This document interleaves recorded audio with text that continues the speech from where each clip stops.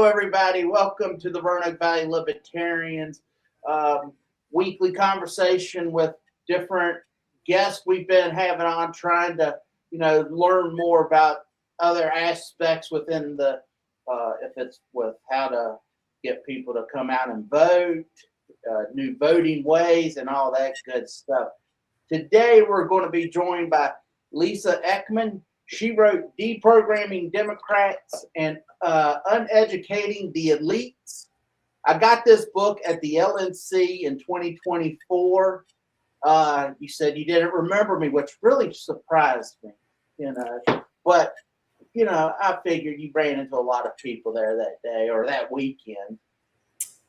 I did. And then I once it clicked, then I did. I totally remembered our conversations, but I'd also been to probably 10 events since then, different events for the book. And so it took me a while to think all the way back to May of 24, reaching out to you this fall. So, right. Well, I'm glad you're able to make it here, and we'll be able to discuss a little bit about it. I thought you had a very interesting book. So we'll just start with, so you started as your career as a Democratic lobbyist and operative in Washington. And how did the early experience shape your worldview? So my early experience, growing up, my parents were very liberal, but classical liberals. And by that, I mean, they actually believed in liberty and freedom and our Constitution and instilled those values in me. And one of the things they did really is make me a free speech absolutist. And that is something that really stuck with me throughout my life and my career. And when I went to graduate school to get my master's in social work, I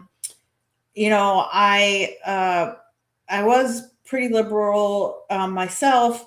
And I got nominated for a program called the Presidential Management Internship Program, designed to bring people with graduate level education into federal service. And I got recruited through that program to go to Washington.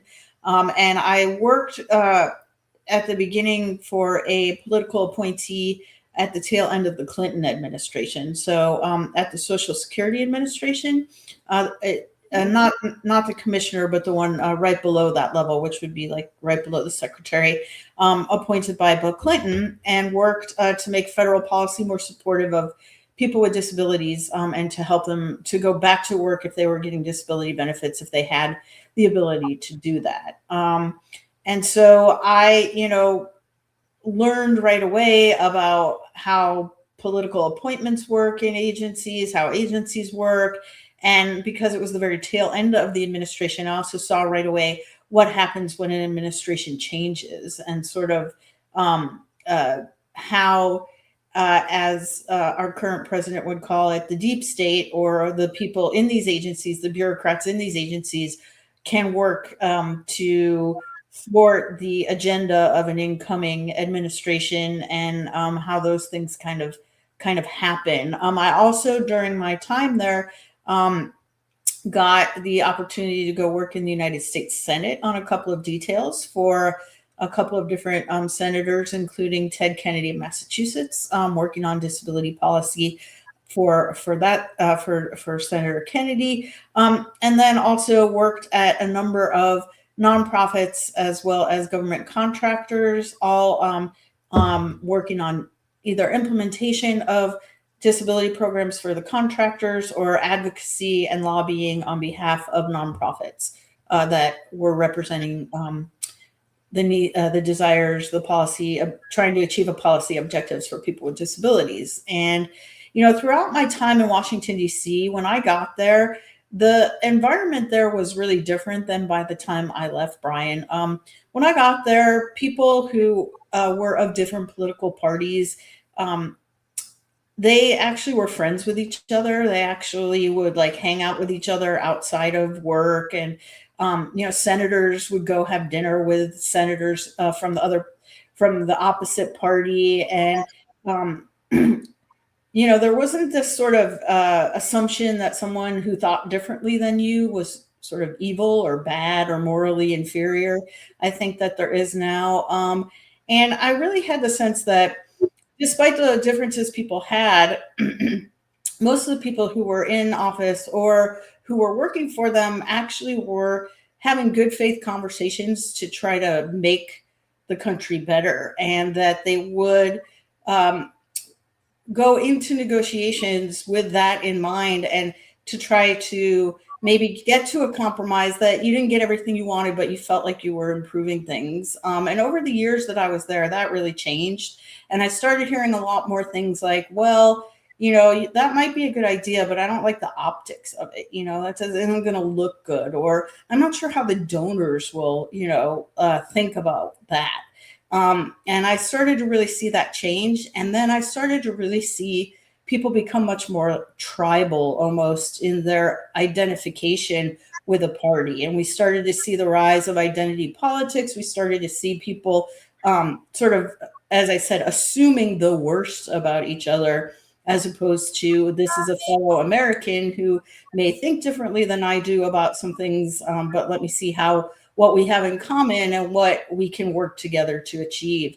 And so I definitely saw that changing during the time that I was there. I would say especially after people started getting in on social media and started to sort of wear their politics on their sleeves and have it become much more of their identity than it used to be, especially before I even got to Washington, growing up. And so that sort of gives you an idea of where I started, how I got there, and brings you up to maybe where I guess a few more things just so people can understand how deep in the democratic apparatus I was. I actually went to law school while I was in Washington, and I was still working for government contractors during that time.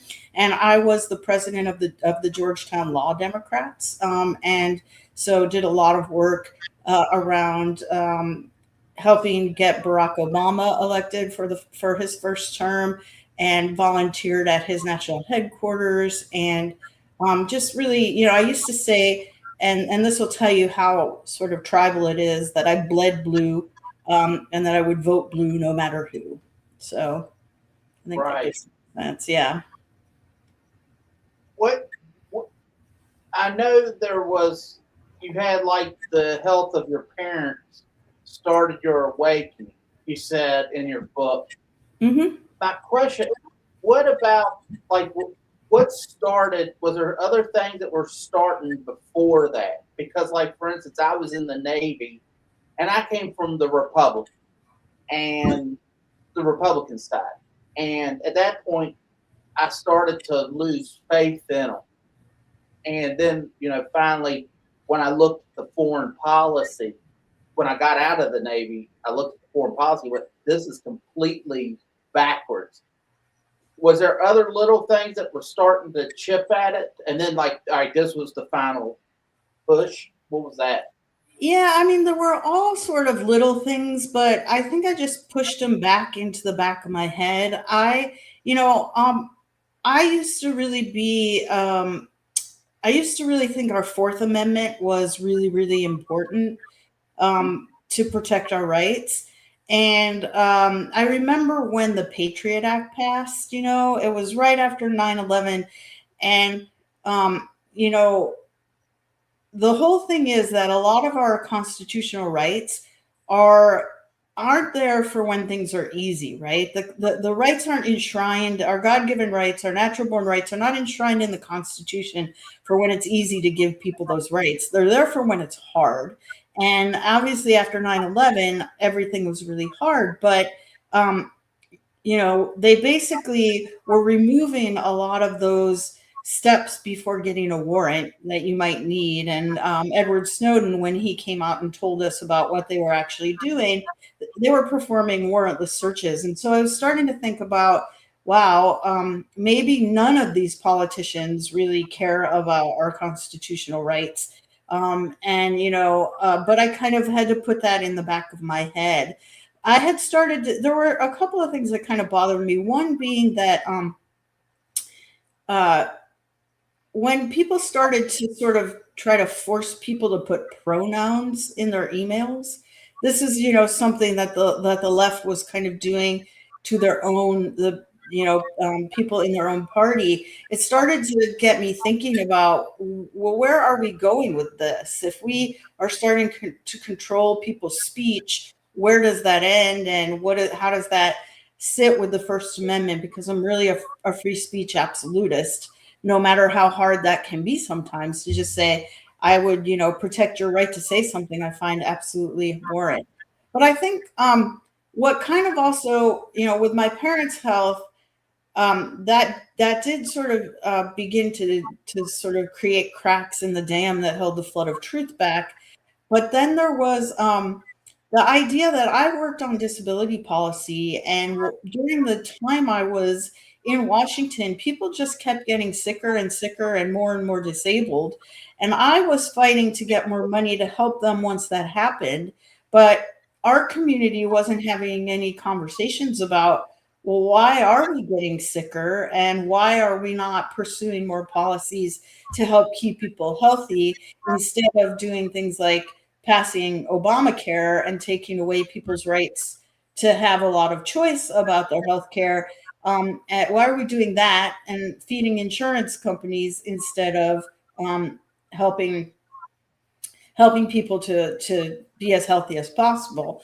I think there were all sorts of things which really kind of, should have caused me, I would say, if I had a free mind, to question a lot of things. Like, for example, when we had the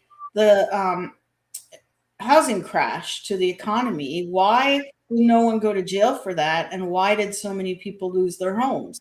If you trust the government and you trust them to be doing the right thing for the people, that seems kind of backwards. And I have never been a sort of a neocon, as you would say, in terms of foreign policy, and so I did question why did we how and why did we become the world's policeman, um, and why are we going around the world um, and doing the things we do from a foreign policy perspective?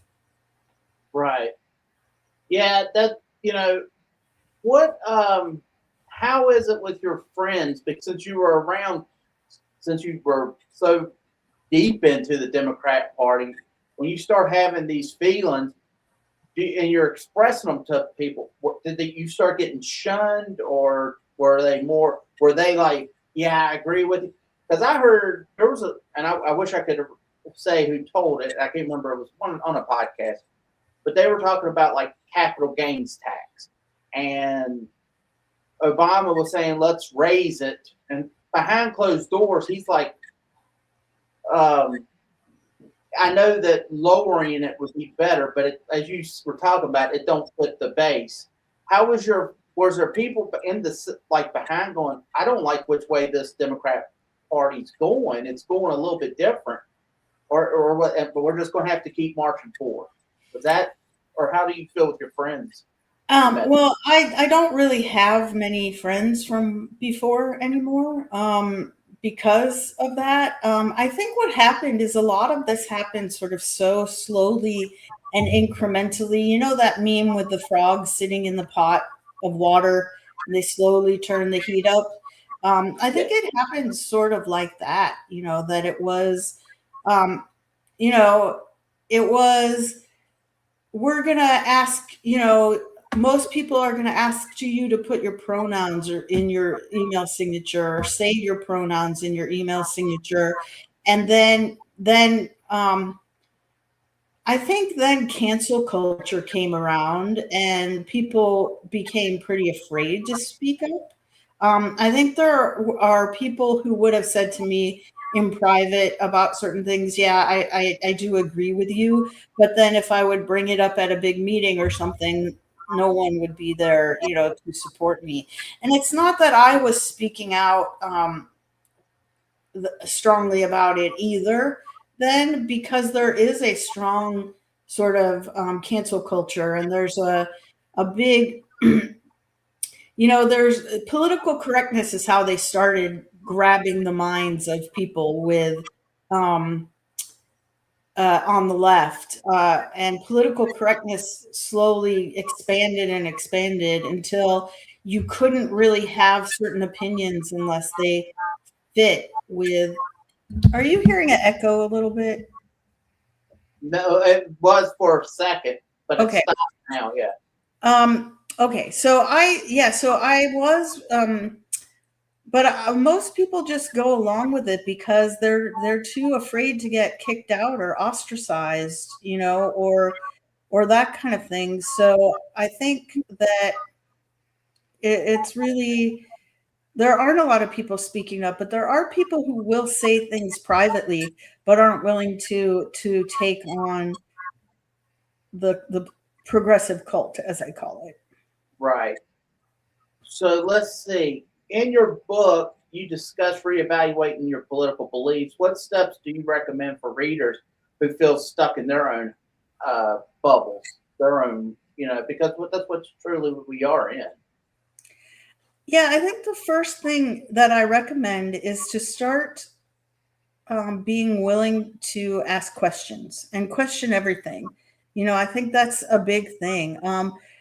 And then the very first thing I think that is really helpful to do is get to principles.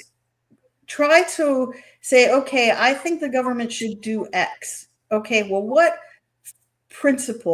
basic principle am I basing that on? And then try to apply that principle in every situation, other situations, and think about, if there was a leader that I disagreed with, can I still honor that principle that my policy decision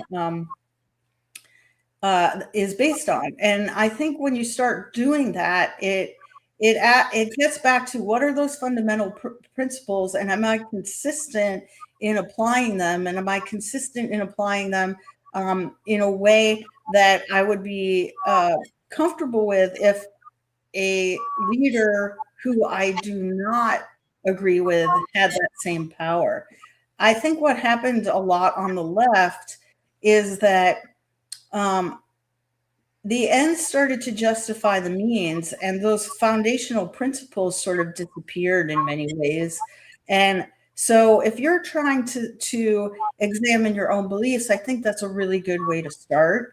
I think another thing to do is to follow the money, and that is to say, who is paying for this?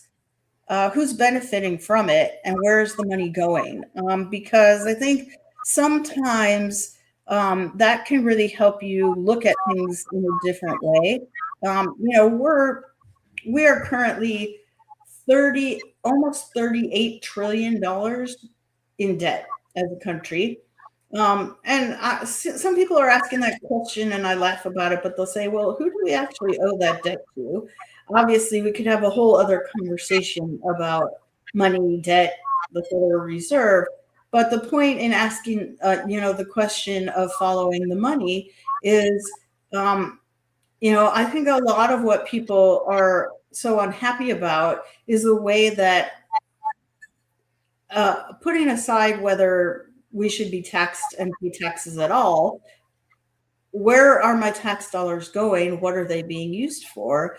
And often people don't take the time to actually trace that. And I think when you do look at that, I think something that's come out, for example, is that a lot of what are supposed to be sort of organic protests are actually paid protests. Well, who paid for them? Why did they pay for them? Who's benefiting from it?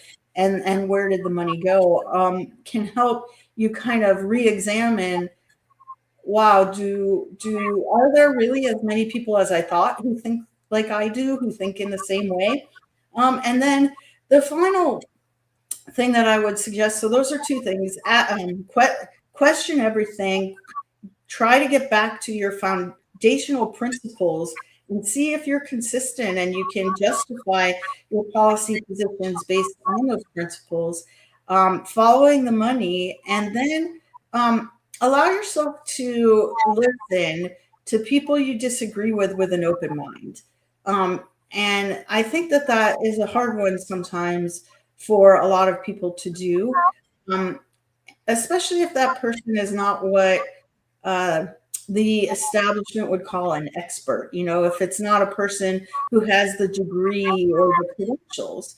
Um, and I think that's, you know, getting past that that piece is really important if you want to look at things in an objective way, because a lot of times the people who have those degrees and credentials will never be able to tell you the truth because it would undermine their authority, so to speak. So those are the things that I would suggest if you're starting to think about in any way, am I right about things, and want to re-examine what your beliefs are, is to start by questioning everything, looking at your foundational principles, and working toward to policy positions, follow the money, and listen to people you disagree with an open mind.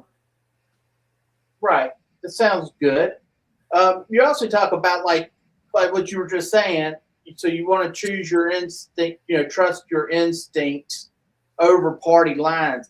Can you share something where, let's see, can you share a story from the book where ignoring this led to a regret? What's something that do you regret where you're like, but you know, hey, it's blue no matter. I can tell you multiple regrets I have. You know, I voted for John Warner when he was not the candidate I liked, but we can't let Mark Warner in. This was back in '96, you know. And what do you got there? Well, I mean, I think I could say without a doubt that um, working to get Barack Obama elected is a regret of mine. I think that he was supposed to be uniting us, but I think he divided us in many ways. I think that his push to get everyone to go to college has created a disaster for us in student loan debt, and a lot of children, young adults being convinced that they could never succeed if they did not go to college, and now have a college degree that is pretty useless. Um, and I don't say that lightly. I spent 9 years in post high school education of my life, but I think when I graduated college, having a bachelor's degree meant something very different than when a young person graduates from college with a bachelor's degree now. And I saw that in November, I think it was November statistics, that the unemployment rate for 19 to 24-year-olds with a college degree is almost 10%.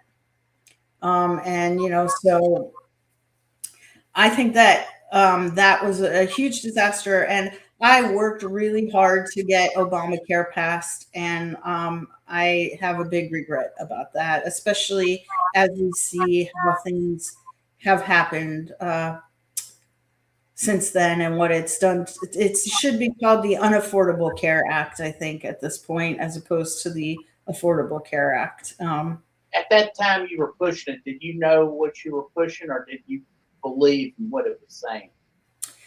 I believed in a lot of parts of it. I really thought that in order, the one caveat to that is I thought that in order to create some competition, we should have had a public option that people could buy into, which I'm not sure I believe now. But what I did believe, you know, I will say that there were all sorts of things with health insurance that were terrible back then. You know, um, they had a policy. Many insurance companies had policies, or a policy called rescission, which is they basically take your health insurance away because you got sick. They rescinded your policy, or lifetime limits on coverage, or limits on coverage for certain conditions. And so there were a lot of things that needed to be addressed. But at the time, I really believed that we needed to do something to get everybody health insurance. And now I very much regret having helped to pass that. Yeah, I just saw Mark Warner. He's saying that we need to have universal health care first, and then we can discuss how we're going to lower costs. And to me, it just seems backwards, the logic there, because free market is the route that I would prefer to see go. But it almost seems like when you have this government control, they can control you a lot easier if they can control your health care, And I don't think we get good health care with government ran health care, if you see in multiple countries and things. Now at the same time, but you got to remove regulations and things of that nature to help bring down the costs. But now, do you do anything politically now? Are you still part of, or what's your politics? Are you leaning into the Republicans, helping them? Do you help independents, or where do you go? I would consider myself pretty politically homeless. I think I may have mentioned to you when we were talking, I have a lot of sort of libertarian leaning ideals. Believe in freedom. And, I really felt like I do vote, and I did in this last election vote for Donald Trump because, in my opinion, I was looking for who is going to protect my most basic fundamental rights, and specifically freedom of speech. I can't say that I'm 100% happy with what's been happening there in the freedom of speech area in this administration, but that was why I did. And I don't think I like, so I'm sort of leaning towards the Republicans because of that. I'm not, like I say, I have a lot of things that I'm not too happy about that the president has been doing. I'm not politically active in, like, I didn't work for anybody's campaign or anything like that. I pay attention and I vote, and I do reach out to my congressman from time to time. I have reached out to my senators, but they're not going to really listen to me much, given their politics. I don't think here in Virginia.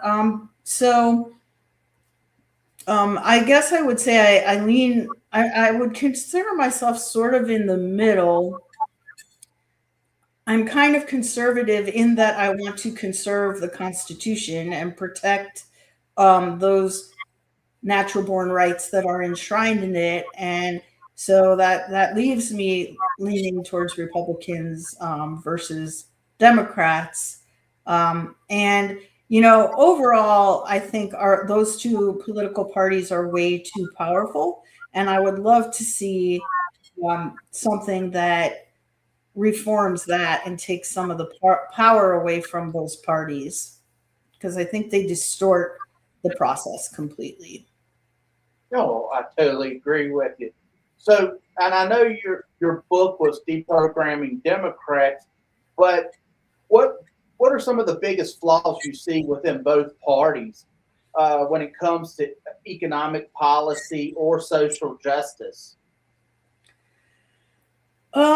So I think, yeah, and I wrote the book Deprogramming Democrats because I came from that side. I think there are people just as brainwashed on the right, especially any of the neocons who sort of follow that approach. I would like to see us get way back to sort of I believe both sides completely distort the free market, okay, economically. I would like to see much less regulation, much less interference from the federal government in our day-to-day lives. And I'll use this as an example. It's one that I use quite often. But for example, if I want to buy and drink raw milk, I don't think the federal government should have any say in whether or not I, as a grown human, can, from the farmer down the road, buy some milk from him and hold him accountable if that milk is not good. The way with all the regulations, with all of the inspections and everything else, I don't get to have that say, and I have no ability to hold some huge dairy producer who is halfway across the country accountable if for the conditions of their farm. So I think the federal government, both parties sort of way over regulate. The Republicans try to deregulate, but they interfere in the market just as much by giving corporate welfare and by all the regulations. So I'd like to see a much freer market, and I think both parties do a lot to distort that. When it comes to social justice, I believe in inequality, and I believe in equality of opportunity. And I think that, the Democrats have gone way too far in manipulating things to try to get equity or equality of outcome versus equality of opportunity. I believe in a meritocracy. I understand that.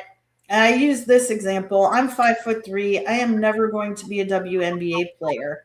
That doesn't mean it's unjust or we live in an unfair society that at 5'3", I can't play basketball professionally.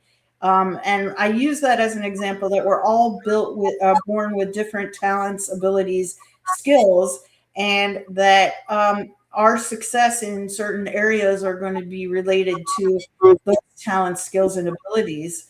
And so, aside from removing any legal discrimination and barriers that are put in place through law, I don't think it's the government's job to try to ensure equal outcomes for people. And I think we end up with worse outcomes for everyone when we try to do that. Right. I thought it was interesting when you talked about political correctness laid the groundwork for equity over equality. Can you explain a little bit about that? Because then it goes to talk about there was no definition for equity. And, that's a big hot topic right now. DEI and all that good stuff. Yeah. So, I think we can all understand what equality is, right? We all know we have an equal chance. That there are no legal impediments that create an uneven playing field. With equity, and as you say in the book, I talk about this a lot, and I think I listed 8 definitions maybe of equity, and they're all different and they're all subjective. What does equity mean? What does it mean to be equitable?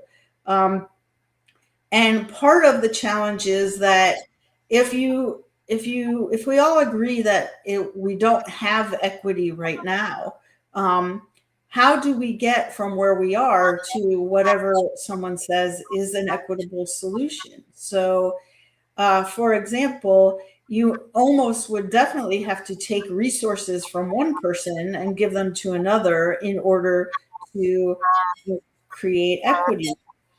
Or what you might have to do is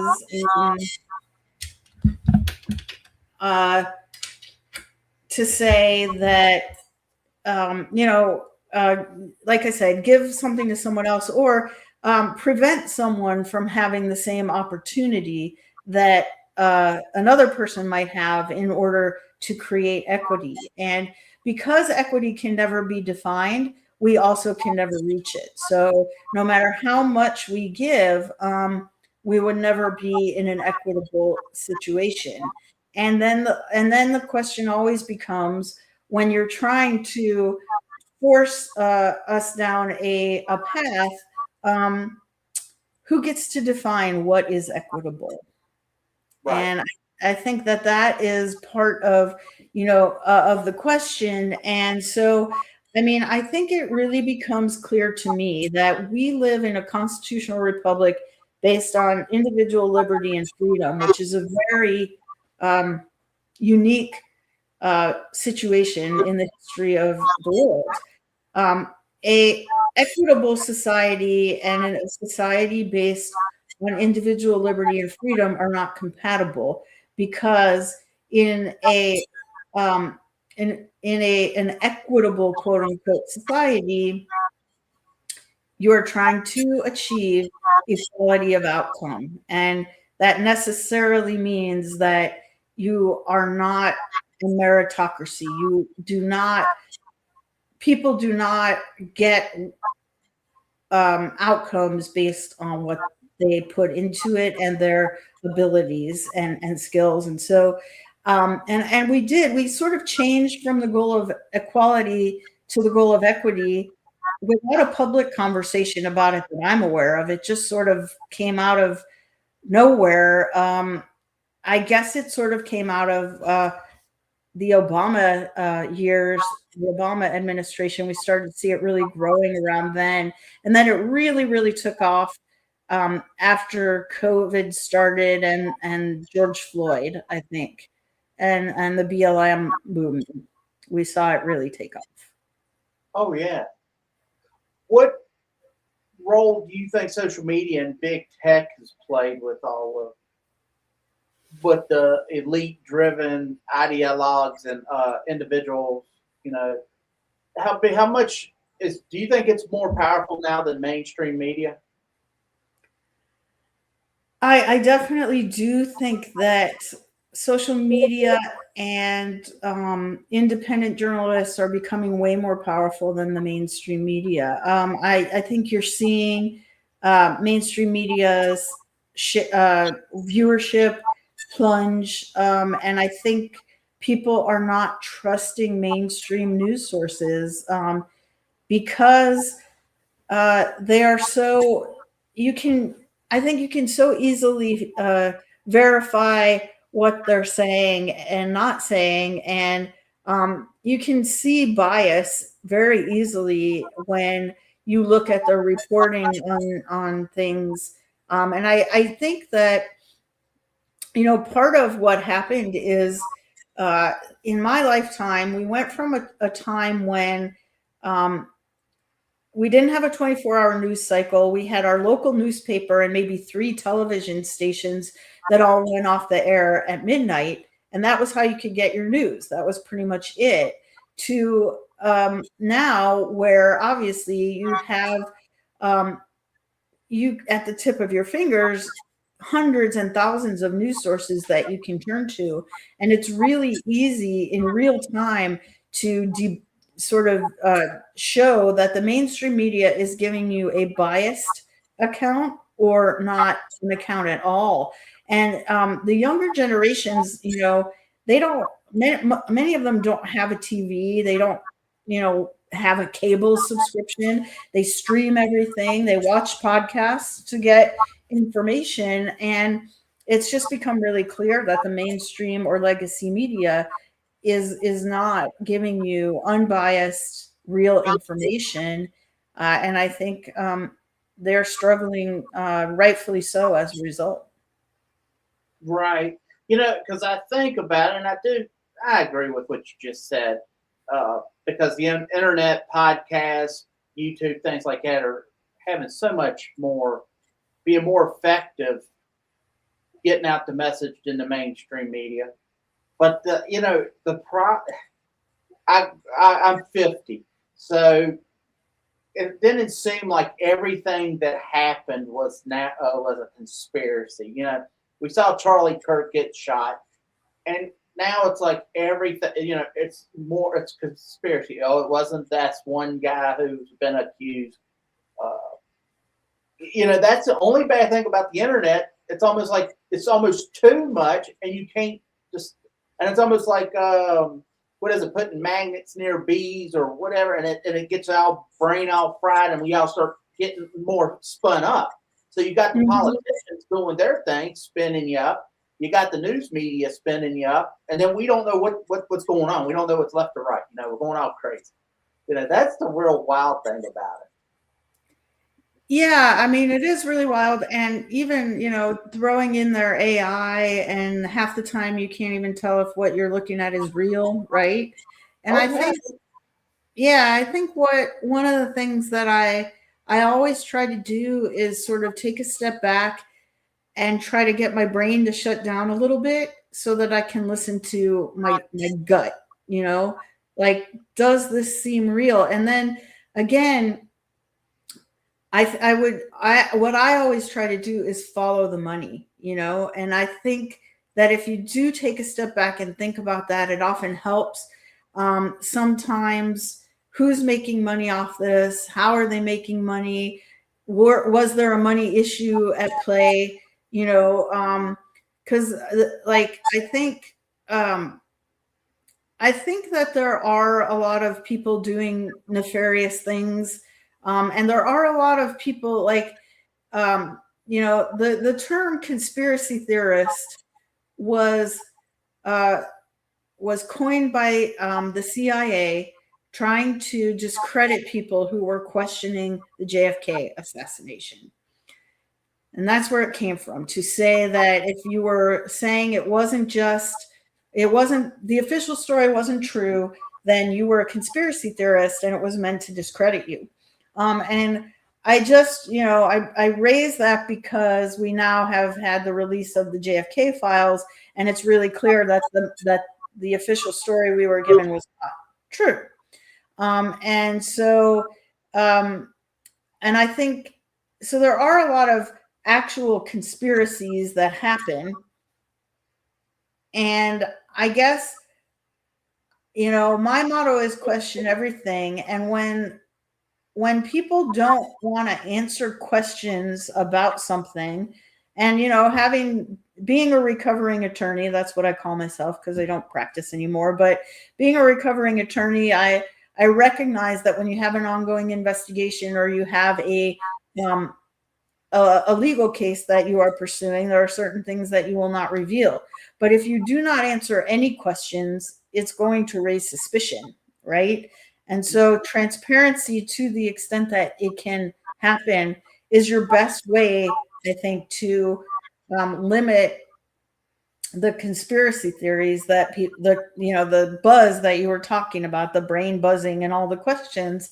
But I don't think we're wrong ever in asking questions. And if someone answers them, that usually can end the controversy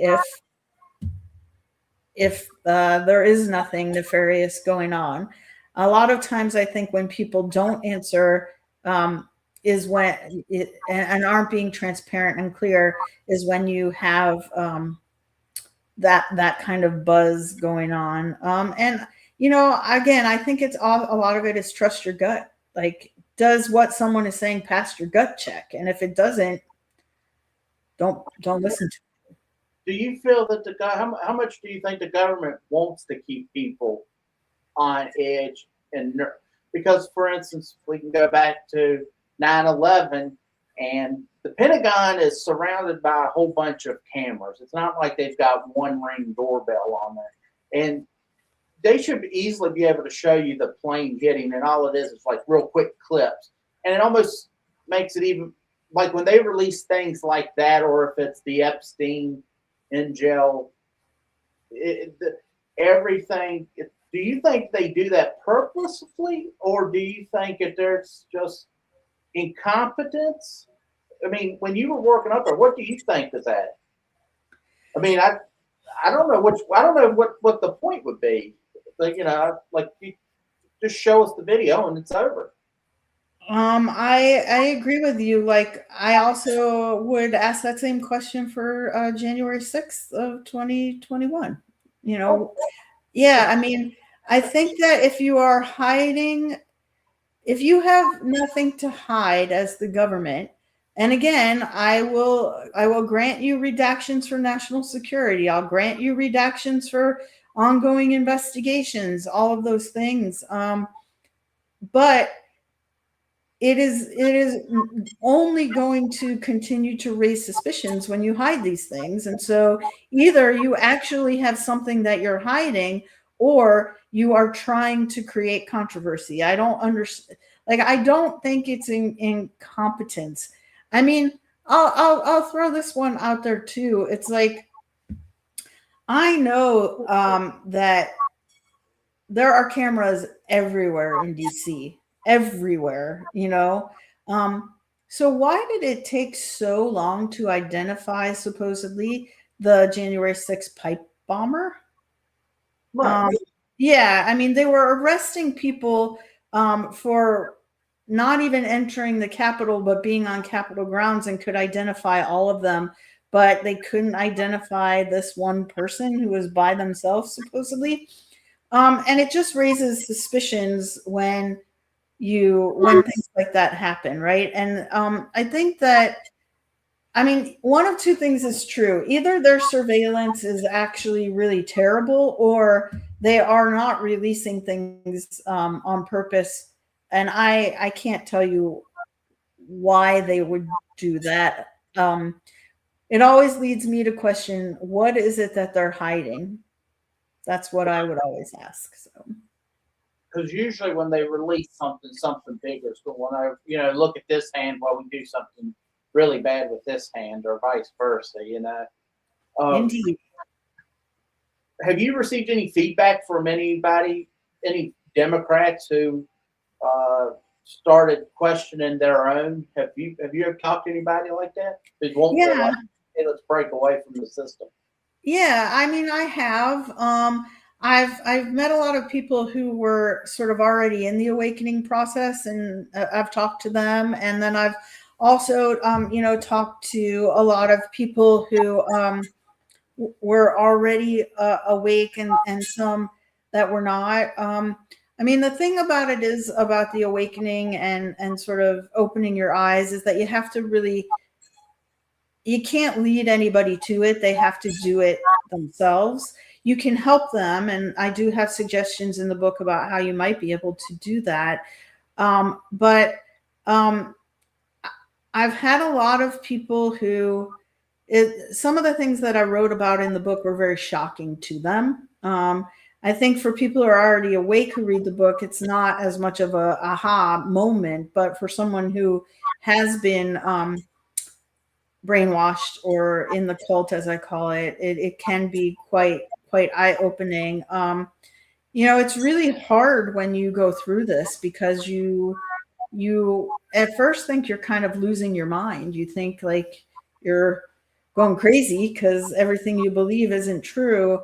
And I think I've been able to help a lot of people sort of, I don't know about a lot. I've been able to definitely help people walk through it. I couldn't put a number on it, how many I have, but there was a podcaster who sort of considered himself leaning Democrat, and but he had me on the podcast, and then he got a copy of my book and he read it, and he said, yeah, I've really changed my views now, and I'm trying to really figure out how I feel about everything after reading the book. So I think it can be helpful to people, but they have to be open-minded about it. If they're not, they'll read the book and just think I'm gaslighting and propagandizing them, I think.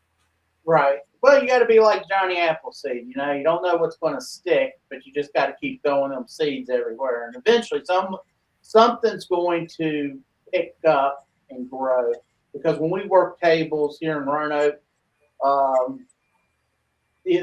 candidates or whatever, like we have the world's smallest political quiz. I don't know if you've ever seen it. It's a Nolan quiz, and it's like 10 questions, but it's so broad. Each question you could really spend a whole day discussing, but it might be Social Security or foreign aid, or right of free speech, things of that nature. But so many times voters never even think about it. So you just got to get the message out there, and then eventually it just takes one person to hear that. What looking ahead? What do you have more books planned? Do you have anything to write another book about this, or? Maybe. I have a few thoughts, but I will say, thank you so much for buying my book and reading it. I've kind of come to see that a lot of the people I might be trying to reach don't read books much anymore, to be honest.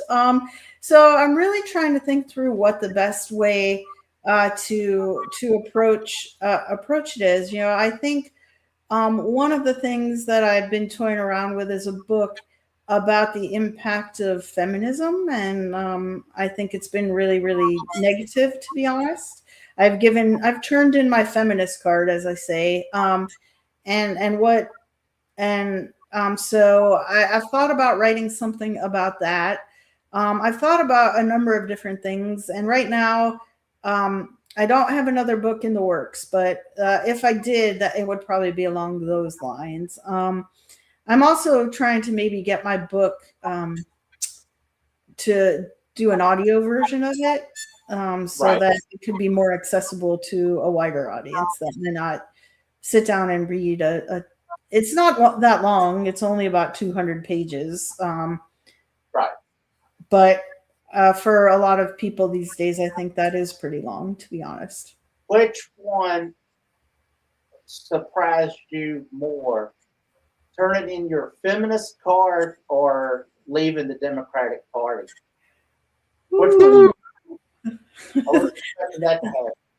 That's a hard question, but I think probably the feminist card. I think maybe that was, because, I made a lot of choices in my life based on some of the things that the feminist movement, I decided I don't have children, biological children of my own, and I decided not to have children to pursue my career.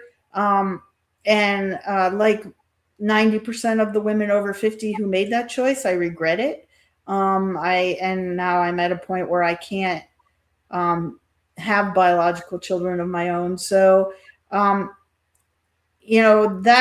was a tough pill to swallow. I don't know if it's surprised me more. I think maybe it did surprise me more because that didn't happen right when I woke up. And after I woke up and my entire worldview changed and all of that, I thought, wow, at least now I can, understand myself and all of that. And as I started to think through things more and see, I think especially as I look at what is happening with young women and the relationships between, or the lack thereof, to be quite honest, between young men and women, and young men who are not dating and not having sex, and they're not, doing all of that. It became really obvious to me that as feminism has evolved, it has gone in a really, really negative direction. And so that might have been more challenging and surprising than the Democrats. But I will say that you almost can't be a Democrat these days without being a feminist. Right. So, Interesting. All right. Yeah, that was what. And then final question. I guess what I would ask is, if you could advise. I was going to say if you could advise your younger self, but just advising if you could reach someone right now going into DC politics, what would be your key warnings and loyalty would you give? What loyalty, what like party loyalty would you give? What type of suggestions would you give to someone just starting out? oh goodness, that's a hard one. I think it's really, really broken. Our system is really broken on purpose, and so I would encourage them to think really hard about what those foundational principles they have are, and to be strong and stick to them, and be willing to defend those principles even if they buck your party. Don't lose yourself. Don't let yourself get lost in the lights and the power and the money and the drama of DC.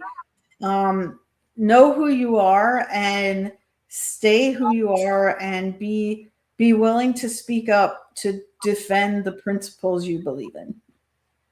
Excellent. All right, my friend. We've hit the 55-minute mark. I think we're going to call it a day. Thank you so much for coming on. If you're listening to this, please go to deprogrammingdemocrats.com. That's where you can buy the book. I know you can get it on Amazon and all that good stuff. So once again, thank you for taking the time and talking to us. So until next time, I guess we will see you later. Have a good night.